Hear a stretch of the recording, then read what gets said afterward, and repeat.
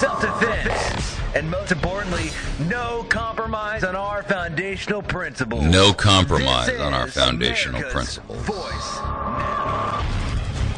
Find America's Voice Now on Facebook and at americasvoicenow.org. Here's Michael Evans.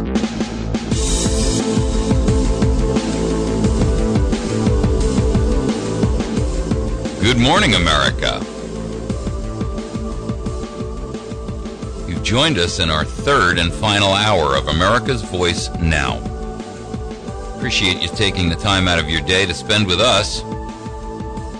I'm joined by Mike Walters. He usually joins me on Saturday and provides some insight and some offset to my thinking. And we want to address in our final hour this betrayal of American sovereignty called the TransAtlantic Trade and Investment Partnership. For the record, there's two treaties that are being negotiated as we speak. One is the TransAtlantic Trade and Investment Partnership, the TTIP. There's another one called the Trans-Pacific Partnership that is also being negotiated, and it's another NAFTA-type treaty. They're not to be confused. They're two separate things. What's the second one? The Trans-Pacific Partnership, the TPP. Both of them are wrong for America, so let's get that right out front. And the idea of but today I want to focus on the Transatlantic Trade and Investment Partnership.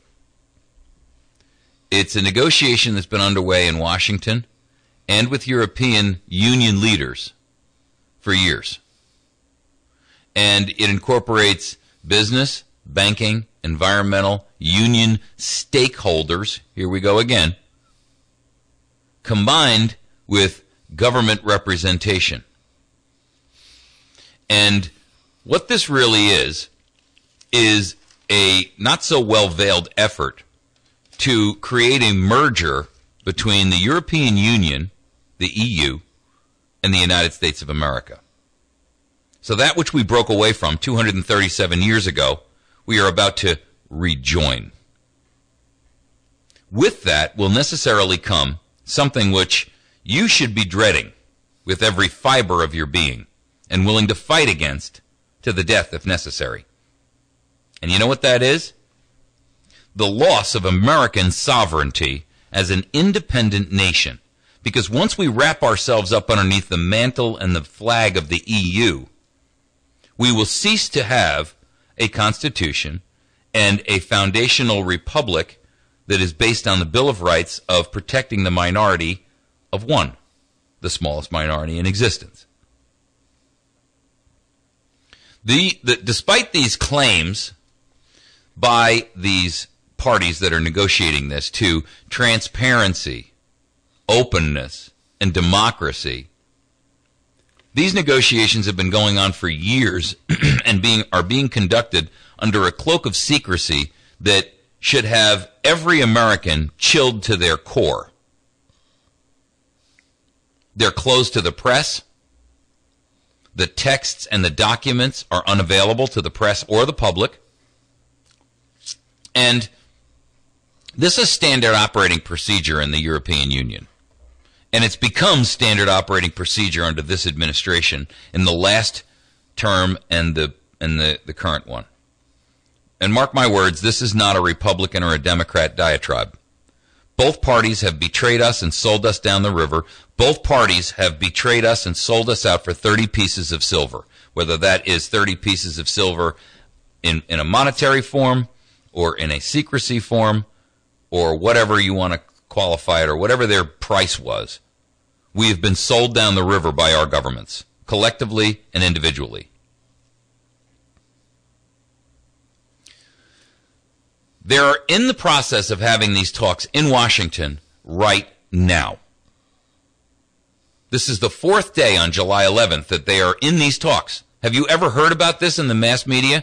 Has the Ministry of Propaganda discussed with you or even brought to your attention that they are now considering pooling sovereignty. What? Explain that to me. Pooling sovereignty. My pea brain can't grasp it. Well, help me understand. That's a statement direct from an EU official. Pooling on sovereignty, once unthinkable, is now the model. The model according to whom? Globalists and elitists who stand to benefit from that?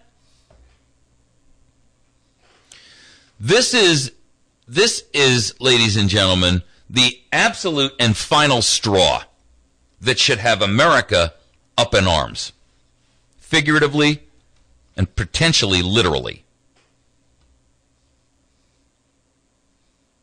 How come this hadn't been in the media? No, I'm sorry. Excuse me. I'm sorry.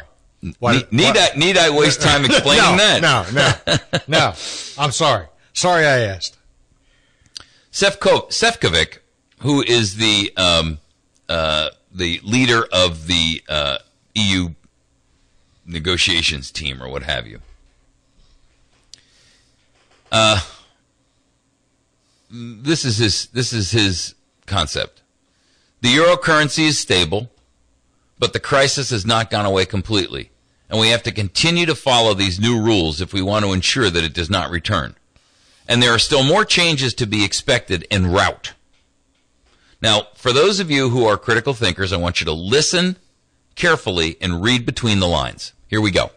For example, we will soon be entering a new phase of relations between national governments, national parliaments, and the European Commission. When the first national budget proposals are scrutinized at the European level as agreed as part of the two-pack. There's these two different entities. They're calling them a two-pack and a six-pack. I don't even want to get into the mechanics of that for a reason, because it's too lengthy to get into. But here's essentially what they're talking about doing. Well, let me finish the quote first. This is a new procedure, and one born out of necessity. I'm going to interrupt myself here, and I'm going to refresh your memory with the statement from James Madison that crisis is the rallying cry of the tyrant. Okay, back on. This is a new procedure, and one born out of necessity. One of the key causes of the crisis was irresponsible budgeting in some member states that had a knock-on effect in other countries. European-level scrutiny of national budgets is designed to stop this from happening again. Here comes the key phrase. It's the last sentence in last paragraph in his statement, and listen here. This is an excellent example of just how far we have come, how far we have been willing to find new ways to do what needs to be done. Ears ought to perk up right now. Pooling sovereignty in this way would have been unthinkable a few years ago, and yet now it is likely to be the model for future development of the economic and monetary union. Who's making money off of this? Because you know there are some big wheels making money off of this, or we wouldn't even be considering it. Well, I'll tell you who's driving this. The European central banks and our own Federal Reserve. You mean the Federal Reserve that's not federal and doesn't have a reserve? Right, that same one. What they're talking about when they refer to pooling sovereignty is a very radical departure. And it's been in the works, by the way, for a long time. You've heard the term the 10-member confederacy under the European Commission. Well, that became the European Union. And the idea is that those states in Europe would more come to resemble the United States by being underneath a single federal banner under the European Union. So all you have to do to understand the principle of what the EU is attempting to do here is by looking at it and saying, these European states, we're talking Germany, France, Lithuania, Belgium, on and on and on and on and on, right? Would essentially band together under a collective European Union similar to the federal government of the United States of America. And they would each give up a measure of their independent national sovereignty to the European Union and allow their budgets to be approved individually as nation states by a European Union that will make sure that that France isn't overspending or Italy isn't being fiscally irresponsible. Who stands to benefit from that? The European central banks, who are responsible for those debts when those states overspend. Now, listen to some of their statements. Since the onset of the euro crisis, we have witnessed a massive transfer of power to the EU level, notes the European Council on Foreign Relations, which, by the way, is the European version of the Council on Foreign Relations here in the United States. And if you're a longtime listener, you know who the CFR is. You've heard me explain and read their membership roster, which is frightening. It acknowledges that the European Central Bank's recent intervention in national pension reform and labor markets, quote, revealed the extent to which the ECB, the European Central Bank, was acting as a shadow government. So they're conferring new powers on the European Union that they're drawing from the individual member states. But the they that you're talking about are banks, they're financial interests. No. Yes and no. They're also talking about political sovereignty. Agreed, but this whole thing is being pushed. This whole treaty is being pushed and forwarded by non-governmental, primarily by the interests of non-governmental organizations. Correct. The shift does not stop there. There is still more to come. The EU is currently discussing plans for economic, fiscal, and banking union. In other words, allowing a federal government-like entity, like we have today, that would become the taxing authority, the budget authority, the dictatorial authority for all, whatever. The fear now is that European leaders might end up sitting at the top of an economic federation. Now, hear this phrase. This is from the European Council on Foreign Relations, which is the equivalent of our CFR. Listen to this statement and read and understand what it tells you. The fear now is that European leaders might end up sitting at the top of an economic foundation without the political structures that would democratically legitimize it. Yeah, we don't want to be legitimate. No, my point is, and hear that. I'm going to read it to you again. The fear is that European leaders will end up sitting at the top of an economic federation that does not have the political structures that would democratically legitimize it. In other words, it's already usurped power. Now all they have to do is pass enough laws to make it look like it's freaking legitimate. Sweet. The fear now, fear by whom? The tyrants that have already passed the rulings? Oh, they don't want to look bad. Yeah. You see, the problem is that they're speaking for their own ruling political and financial class. Their political structures are still not sacrificed enough, compromised enough to allow this. But they're working on it. Oh, they're working on it, boy. So here's what you got to recognize. 20 years ago, when the process began, there was no question of losing sovereignty. This is a statement from a British columnist from 1991. Listen to this. 20 years ago, when the process began, we're talking about the European Union process and the process of the euro, converting everybody's monetary system to a centralized euro, right? Like the dollar. 20 years ago, when the process began, there was no question of states losing sovereignty. That was a lie. or at any rate, a dishonest obfuscation.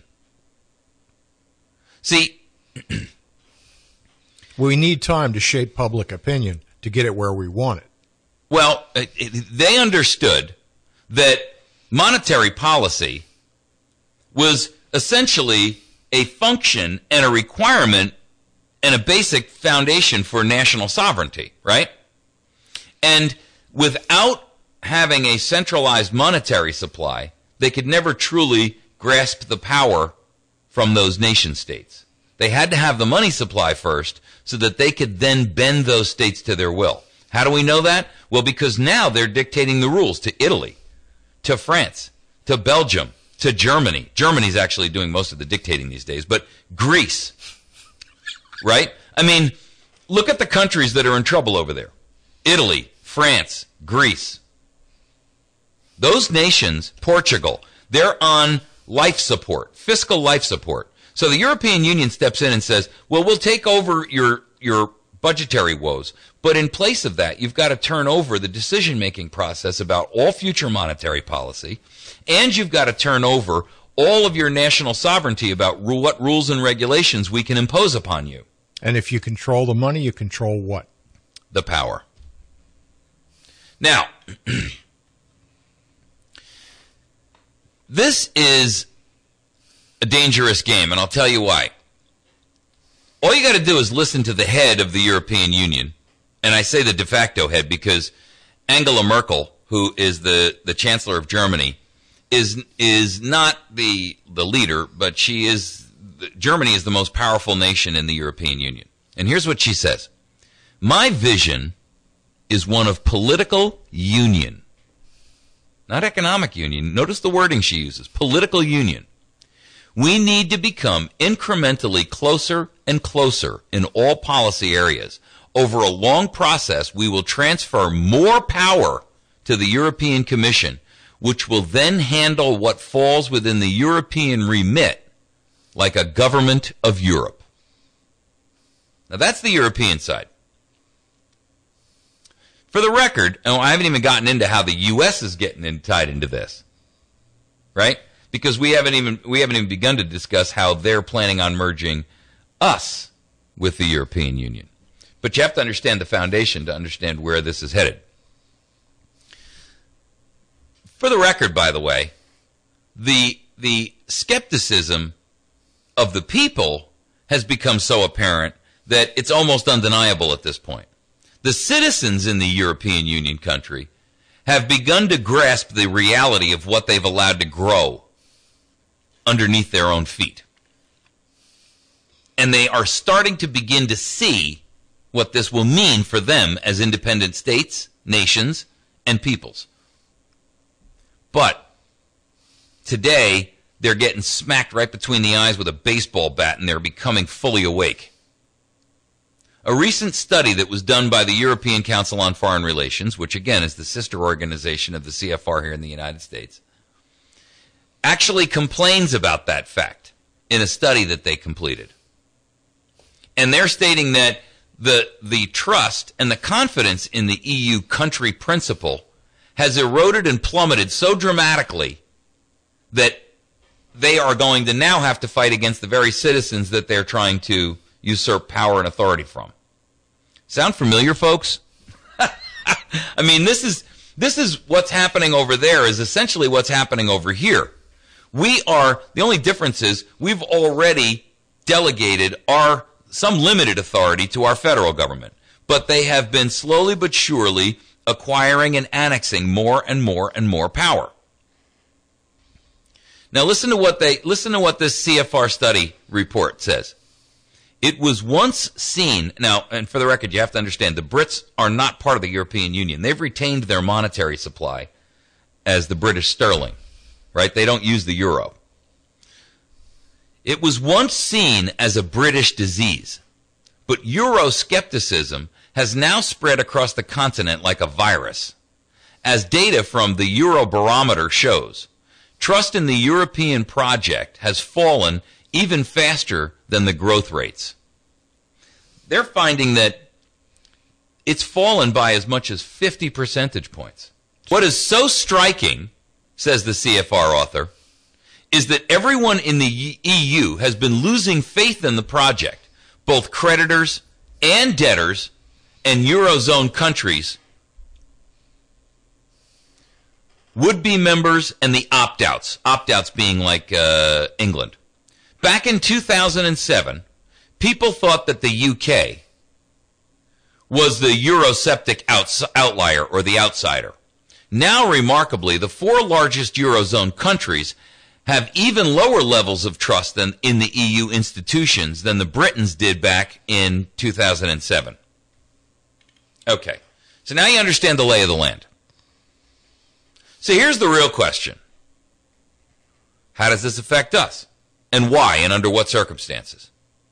Well, with the dissatisfaction of the people that live there in this project, why would we even consider joining such a dysfunctional family? Why would we want to be adopted into the Kardashians of the planet? Because it's on somebody's agenda? And allowing our sovereignty to be overruled by them. There was a report recently out by the New American called The Transatlantic Danger. A U.S.-EU merger talks are underway in D.C. The Council on Foreign Relations is the big pusher of this issue. And its banking, business, and think tank adjuncts are all part of it. They are looking at a United States of Europe type entity. And the American continent plays a significant role in that. And I'll tell you why. We've got the resources they need to prop up their failing economies and infrastructure and political instability. You see, we're not there or being involved in this because it's beneficial to us. We're being involved and dragged into this because it's beneficial to them. And our leadership in our House, in our Senate, and in this federal administration are specifically driving that particular issue. The mainstream media doesn't talk about this because they don't want to. And they don't want you to understand how dangerous this is. How long do you think this would take to be fully implemented, Mike? What do you think the time schedule is? Well, let me put it to you this way.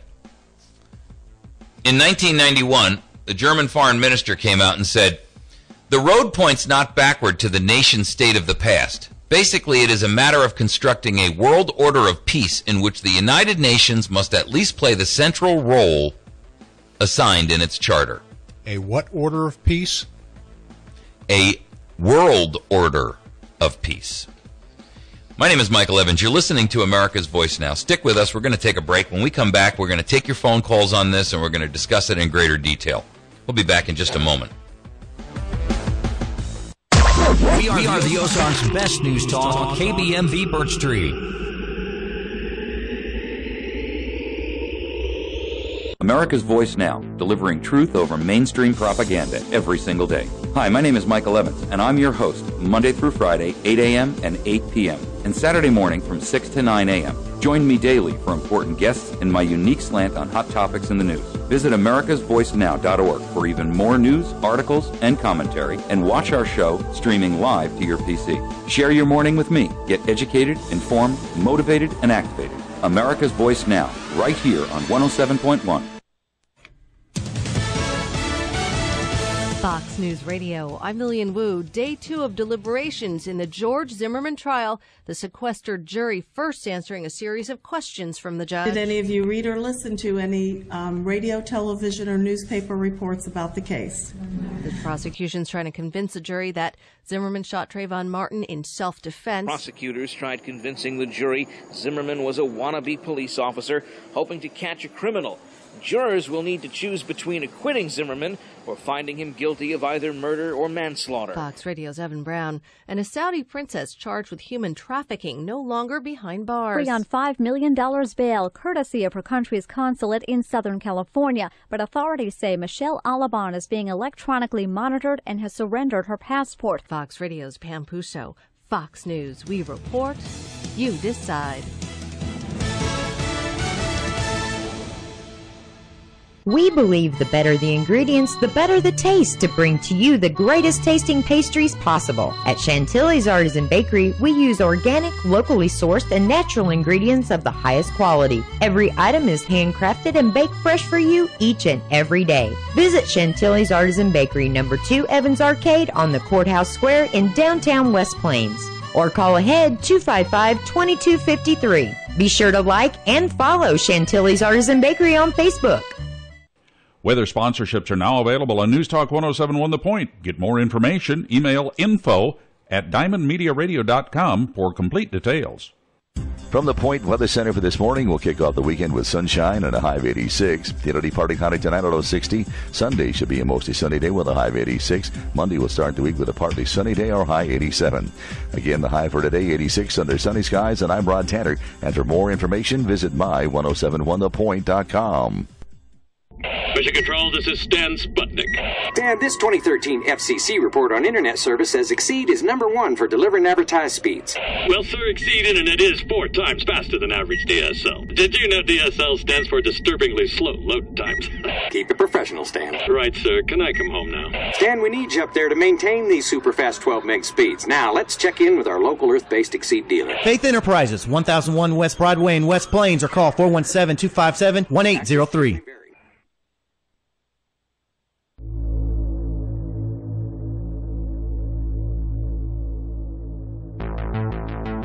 Okay, I'd be remiss if I didn't mention a couple of things to you guys. Make sure that you get a hold of Greg McLaughlin down at Black Ops School of Combat. You can find him on the web at blackopsschoolofcombat.com.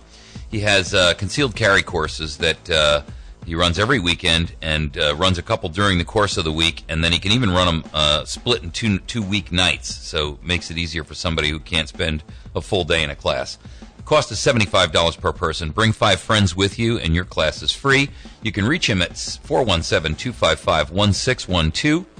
And also you can find his website at blackopsschoolofcombat.com. Again, 417-255-1612. Visit our friends over at springcreekbeef.com. They have a website where they sell 100% natural grass-fed beef. No corn, no grain, no antibiotics, no histrionics, no nothing. And they ship around the nation. Make sure that you see our friend Mary over at Chantilly's Artisan Bakery at 255-2253, number 2 Evans Arcade on the square in West Plains. Our friends at the Battery Station, 257-7799. By the way, they are no longer open on Saturdays, and so if you want, you can get to thebatterystation.com, or you can visit them Monday through Friday. And again, the phone number is 257-7799. I understand Kevin got a whole new supply of brand new 50 caliber ammo cans in, and he's letting those go for $10 a piece. When you get in there, make sure that you ask about our co-op program. Ask Kevin for the co-op catalog, and you can order bulk food at wholesale pricing that you can, use for self-reliance and self-sufficiency for your family, yourselves, and your friends.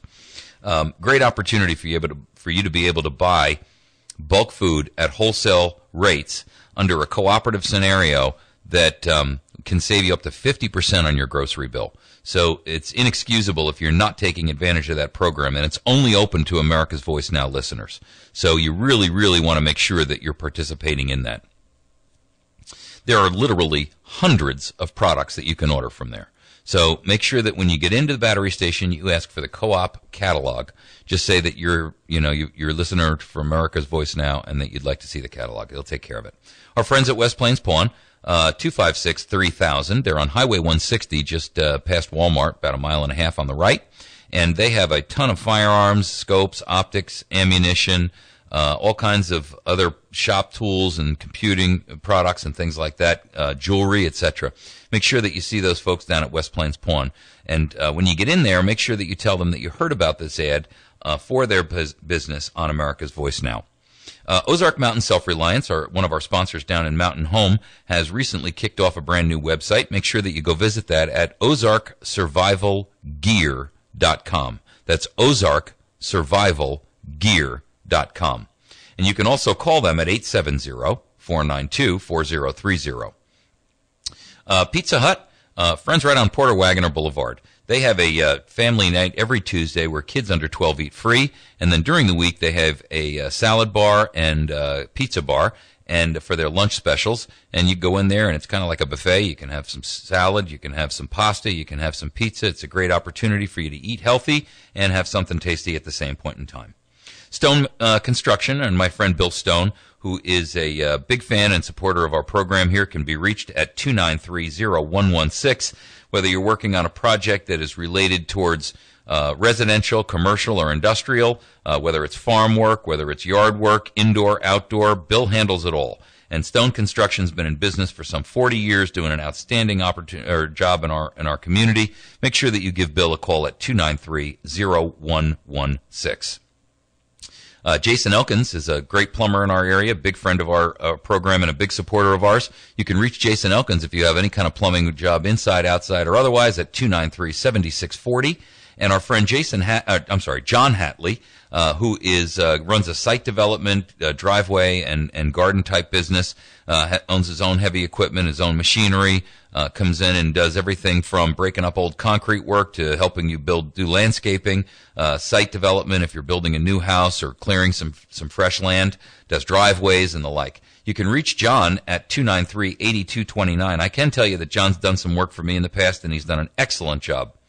And our last but not least, our friend from Wits End Classic Barbershop, Jason is a friend of mine.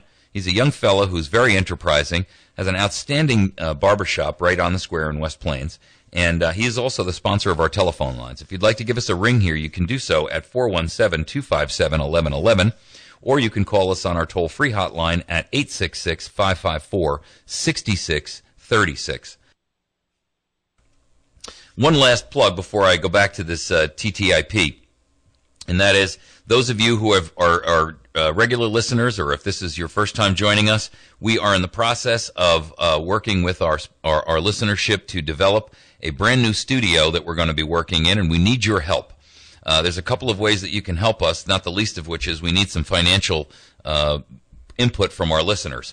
And what we're essentially doing is building a studio so that we can expand this program and be able to offer the program to many other radio stations, and also expand our internet presence and make the show available on iPhones and Android devices with like a kind of an application that you can literally pop open and catch the show streaming live or catch other podcasts from. And then we're also working with a number of other radio hosts to create a kind of an aggregated network of patriotic radio hosts who are all approaching this problem that we have from the same perspective, which is that we need to take action, we need to be educated, informed, motivated, and then activated to restore and preserve the republic that we have before it slips away from us. You can help us by donating, and what we need is we need to build a studio. So it's got to have boards, it's got to have boxes, it's got to have computers, it's got to have microphones, and all the normal stuff that goes along with building a studio. It's not inexpensive, but it absolutely has to be done. For those of you who are not aware, the station has recently changed hands, and there's a very strong chance that we may end up losing our time slot here. So it's very important that we be prepared for that, and while simultaneously expanding our radio program. You can do that by going to our website at americasvoicenow.org, and you can make a donation there by clicking on the button that says Donate Here.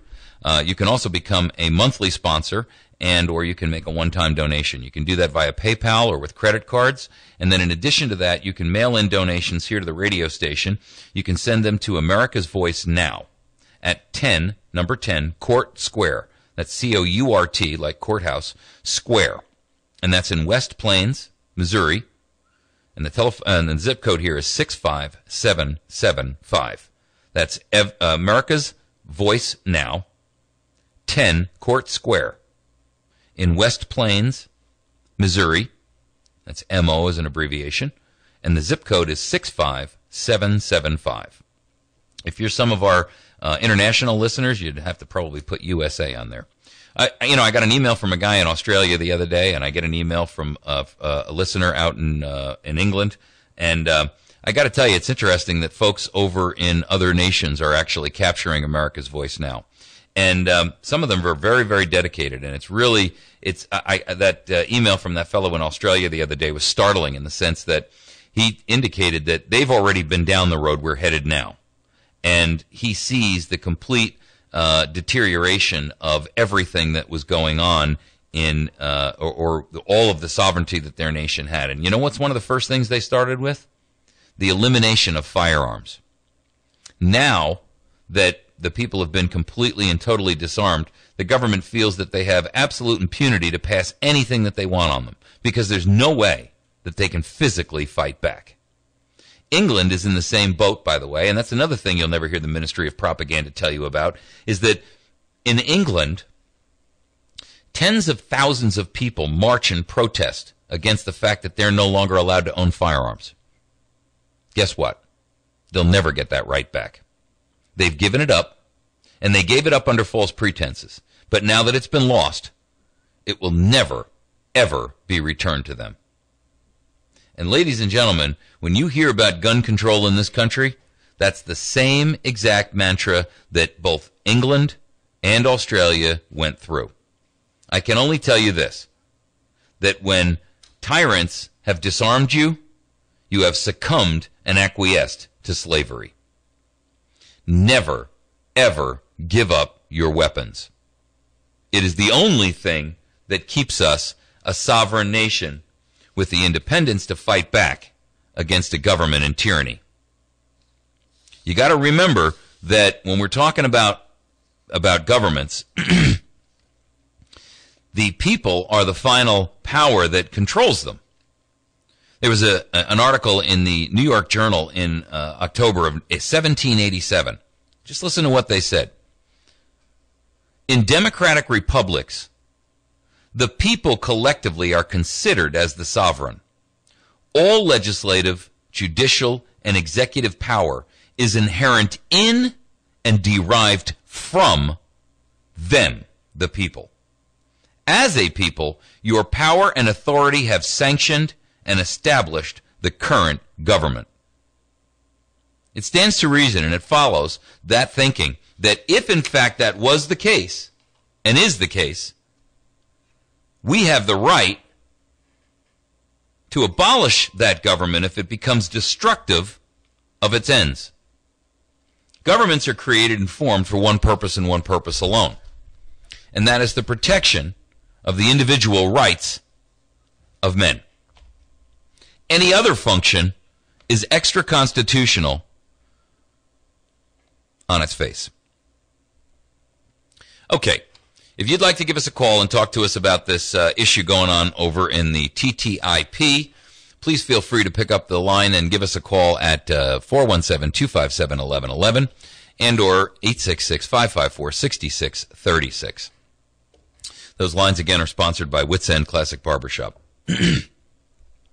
I have to tell you that what's going on here and the discussions that are occurring between the European and the United States as to a proposed merger will necessarily be the end of independence and sovereignty for America. Because the first thing that would have to go is going to be the Bill of Rights and the Constitution.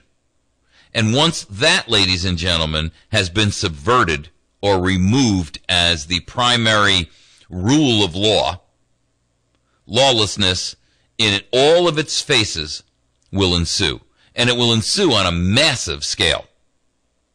Remember that any time you see a nation that doesn't have a constitution that protects individual rights, those countries and those nations treat their citizenry like subjects, because any rights that those subjects have are delineated and delegated to them by government. But what government gives you, it can take away from you. The separation and the difference between the United States of America and all other governments in all known history is that for the first time in the history of mankind, a government said, we are subject to the individual rights of men, and that those rights are paramount and should be the focus of all of our actions and all of the laws that we create and pass. Now, we've watched this thing go downhill, folks, for the last 100 years. The angle of attack has steepened dramatically in the past 15 or 20. Our nation is seeking ways to subvert this Constitution by acquiescing to the United Nations and the European Union and other non-American political entities to separate you from the inherent rights that you have under nature, natural law, and God. Listen to the statement from German Foreign Minister Hans-Dietrich Genscher. He's a very, very avid Eurostate sponsor. And here's what he says. The road points not backward to the nation state of the past. Basically, it is a matter of constructing a world order of peace in which the United Nations must at least play the central role assigned in its charter. Now, if you want to live in a nation where the United Nations is making the determinations that affect you, your business, your industry, your lifestyle, your government policy, please do yourself a favor, pack your bags, and move to Europe, or move to South America, or move to any other country that has already subjugated itself under United Nations rule. As for me and mine, I will fight that until the death. Whether that be a peaceful death or otherwise. You see, I will not allow my nation to go quietly into the dark night of slavery. To me, that is treason against humanity. And I'm unwilling to be a part and parcel of that. I'm unwilling to lend my voice of silence, the omission of my voice, to their agenda, their goal, and their mission. If you participate in that by silence or active participation, you are equally guilty, irrespective of how you arrived at that point. Whether you've achieved your participation through active roles or quiet acquiescence, you are just as guilty. Were the folks in Germany who knew that giant place over there, a mile or two away, that's belching smoke 24 hours a day? Or were the people in Europe who knew that those ovens were cooking and working 24 hours a day, 7 days a week, and that those hollow eyes that stared out it through the fences at them, were they any less guilty than the guards who marched them to the door? Were the Russian people any less guilty of acquiescence by cowering in fear to allowing the Red Army to take control of their country and oust a completely legitimate constitutional government that had already obtained the Tsar's acquiescence and abdication from government? No, they were not. Just because you agree by silence doesn't make you less guilty. If you know the murder is going to occur and you speak up, you've prevented it. But if you know the murder is going to occur and you refuse to speak up, even though it might be unjust, you're as guilty as the person who pulls the trigger. So let's not make any judgments about stating that, well, it wasn't my fault. It is your fault. It's my fault. It's my fault if I'm not loud enough. It's my fault if I'm not vocal enough. It's my fault if I'm not articulate enough. It's my fault if I am not capable of helping you to understand the depth of where we have fallen. I'm taking my responsibility deadly seriously. So the challenge I have for you is a simple question. Where do you stand? Are you willing to fight peacefully? Are you willing to fight unpeacefully if it came to that? You're fomenting revolution. Well, in a way I am. I advocate for its peaceful means. But make no mistake about it. If the federal government of the United States can say to a military man, the defining question as to whether or not they can stay and remain in the military is defined by whether or not they would fire on Americans if ordered to do so, I don't think I'm the only American that might be thinking that way. Huh. Is it okay for government to think that way, but not for you? Then you're a fool and a slave, and you've already agreed to it. Is it okay for government to quantify whether or not an officer can stay in command if he says, I will not fire on an American citizen? Are you not aware that that is the new threshold? That senior officers in the military are being asked that question and being ordered to answer it in writing. That those who say, I will not fire on American citizens, are summarily dismissed. So if it's okay for the government to discuss waging war against its own citizenry, how is it less acceptable for the citizenry to discuss its own defense? Where's your logic? Where's your reason? Where's your critical thinking skills? Where's your courage? I recognize very adequately that the odds are good.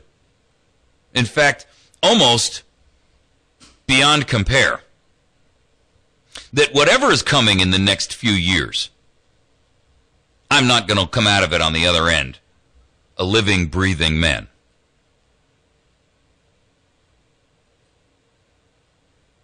Either the penalties will be too harsh for my speaking now, or in the event that our government declares open warfare against us, I won't come out of the other end of that walking.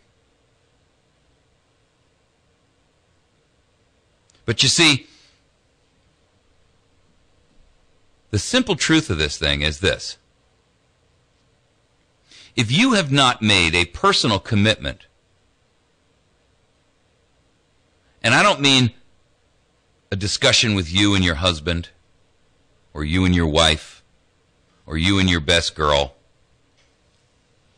if you have not come to the conclusion that you need to make a decision as to where you personally stand, and be so committed to that no compromise is acceptable to you, then you're not the patriot you think you are.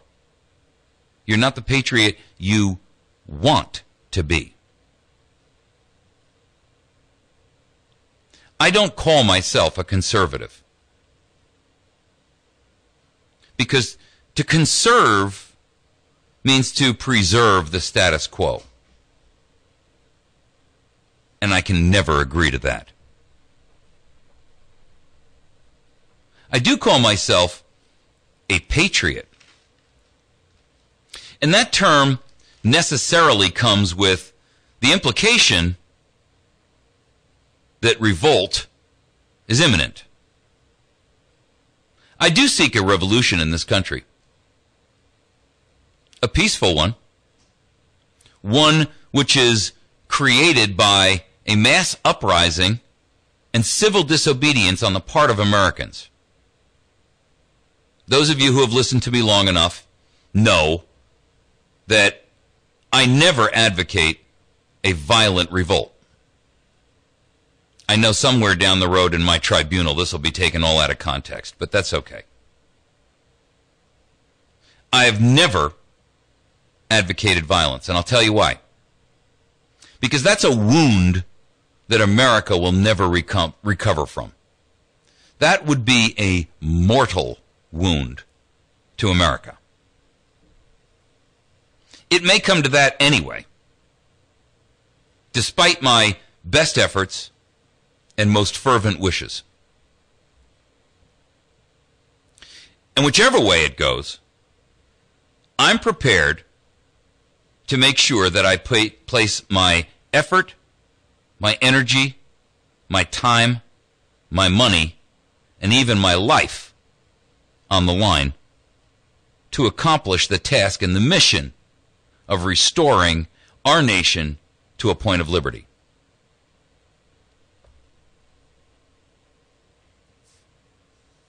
The TTIP, the TPP, the AAT, Small Arms Treaty, all these treaties that are being shoveled down our throats of late are poison pills.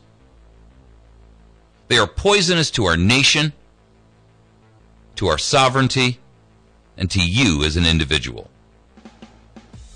Today, it's time for you to take a stand and make the commitment that you will do whatever it takes to recreate a new constitutional republic in the former land of the free and the home of the brave. You're listening to America's Voice Now. My name is Michael Evans. You can find us on the web at americasvoicenow.org. You can find us on Facebook at facebook.com/America's Voice Now. You can also capture this and every other program that we do on YouTube at youtube.com/America's Voice Now. Are you looking to save money? Did you know that in the last 20 years, interest rates have never been this low? That's why you